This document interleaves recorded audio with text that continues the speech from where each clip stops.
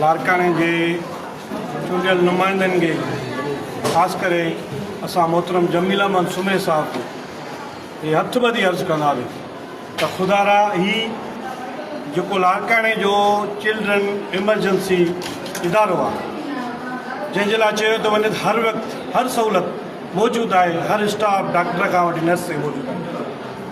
जॾहिं त हिन इदारे जी असुलु हक़ीक़त इहा ई आहे त हे हिकिड़ो कोसगर बणिजी चुको आहे। हीउ नंढड़ो जेको हाणे एक्सपायर थियो आहे, हेॾा नंढी रिदा उहा उते एक्सपायर थी आहे। सुबुह नंढड़ो मक्सी शरारकोट जो हुयो, जंहिंखे एतिरी त स्पीड सां ड्रिप हलाई हुई जो कवर न करे सघियो, उहो सुबुह डेथ करे वियो आहे। 3 ॾींहं अॻु में जेको मीडिया ते आयो हुयो नंढड़ो हुयो, जंहिंजो गैस सबबु लाथो हुयो ऐं उहो डेथ थी वियो। सिर्फ़ु ऐं सिर्फ़ु इहा ई वजह आहे त हिते कोई न अचे, हिते नंढड़ा कोई न खणी अचनि, सभु प्राइवेट आहिनि।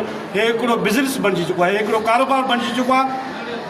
इंसान जी ज़िंदगियुनि सां खेॾियो थो वञे। हिते मासूमनि जेके ज़िंदा मालिक खणी था अचनि त असां हिननि खे ख़ुशि करे घर खणी वेंदासीं, हू उन्हनि जा लाश खणी था वञनि।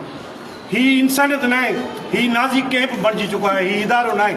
हिन इदारे खे किरोड़े रुपया ॿाहिरां फंडिंग मिलंदी आहे त तव्हां लारकाणे जे जेके यतीम लावारस ऐं ग़रीब मिसकीन आहिनि, जेके प्राइवेट नथा वञी सघनि, तव्हां उन्हनि जे नंढड़नि खे मासूमनि खे हेल्थ जे थ्रू उन्हनि जी केयर करे, उन्हनि जी सही तरीक़े सां इलाजु करे उन्हनि खे घर ताईं पहुचायो। जॾहिं त हिननि जो मक़सदु इहो ई रहियो आहे त कंहिं न कंहिं सबब सां हिननि जा ॿार हिननि खे लाश जी सूरत में ॾियूं त जीअं ॿीहर गेट खां अंदरि न अचनि, प्राइवेट डॉक्टर ने हलिया वञनि। हीउ ज़ुल्म आहे। नंढड़े जो लाश पियो आहे, ज़बरदस्ती हुनखे ॿाहिरि कढियो थो वञे त मतां को मीडिया वारो को दोस्त अची उनजी रिकॉर्डिंग करे असांजा पोल पधरा अथनि।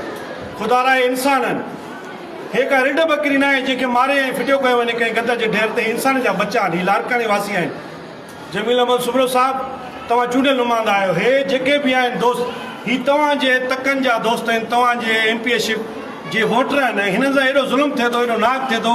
ख़ुदारा मदद कई वञे, हिन जी हेल्प कई वञे, हिन इदारे खे या बंदि कयो वञे हमेशह जे लाइ त को ग़रीब आसिरो न करे, या हिन खे सही तरीक़े सां सुठी मैनेजमेंट सां ऐं सॼे स्टाफ जी मौजूदगी सां ऐं हिननि खे जेके बि, मूंखे यकीन आहे, मूंखे गारंटी सां इहा ख़बर आहे त हिन इदारे खे पूरी दुनिया जे तरफ़ां फंडिंग कई थी वञे। हीउ NGO जे तरफ़ां हले थो।